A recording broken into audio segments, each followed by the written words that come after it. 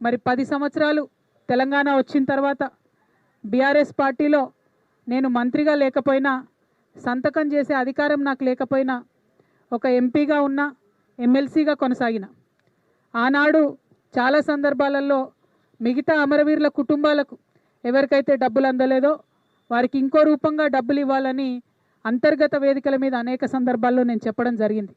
కానీ ఇవాళ నేను మనస్ఫూర్తిగా అమరవీరుల కుటుంబ సభ్యులకు, అమరవీరులకు, తెలంగాణ ఉద్యమకారులకు చేతులెత్తి నమస్కరించి క్షమాపణ కోరుతా ఉన్నా. ఎందుకోసమంటే ఆనాడు నేను మీకోసం కొట్లాడినా కానీ ఇంకా గట్టిగా కొట్లాడేది ఉంటుంది, సాధించుకునే వరకు మీకోసం కొట్లాడేది. ఇవాళ నేను కోరేది ఒకటే, మనం ఉద్యమం డబ్బుల కోసం చేయలే, మన ఉద్యమం మనకు ఉద్యోగాలు రావాలని చేయలేదు, తెలంగాణ యావత్తు బాగుండాలి, అందరం బాగుండాలని చేసినాం.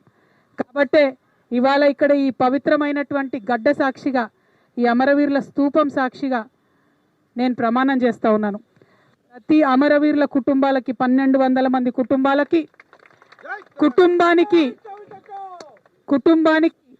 ₹1,00,00,000 ఇవ్వాలని ఈ ప్రభుత్వాన్ని నేను డిమాండ్ చేస్తూ ఉన్నాను.